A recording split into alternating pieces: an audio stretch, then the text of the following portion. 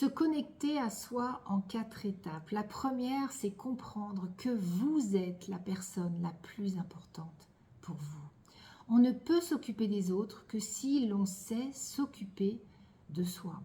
Si l'on est vide de soi, c'est-à-dire qu'on ne sait pas se faire plaisir parce qu'on n'a aucune conscience de sa valeur, on va aller vers les autres pour combler ce vide, pour se remplir de l'extérieur parce qu'on se sent vide à l'intérieur.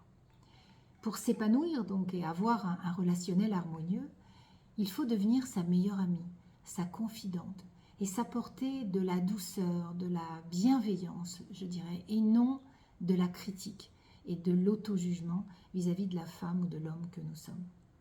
Se connecter à soi, c'est aussi comprendre que vos pensées et vos paroles colorent votre quotidien.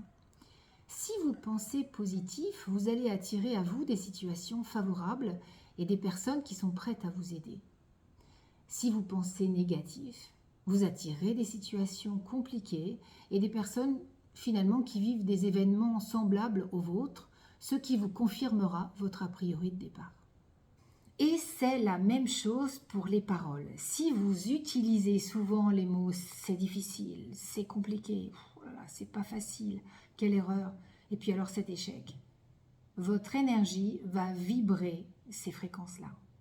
Remplacer ces mots par « c'est possible »,« on va tenter »,« pourquoi pas », permet de faire comprendre à la vie que vous êtes prêt à avancer.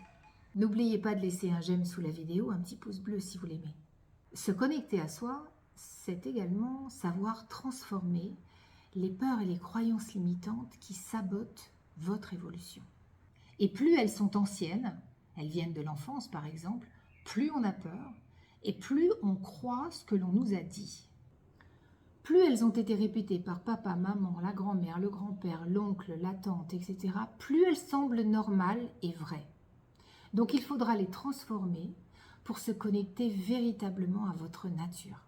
Enfin, 4e étape, se connecter à soi, c'est développer ses ressentis, ses impressions, ses sensations et son intuition. Le prérequis sera de trouver le bouton off du mental, de manière à redescendre dans le corps, à découvrir les richesses de l'instant présent. Et c'est à ce prix que l'on accède à des informations essentielles qui restent totalement inaudibles dans le brouhaha mental. Prendre conscience de ces 4 étapes, c'est se connecter à sa puissance.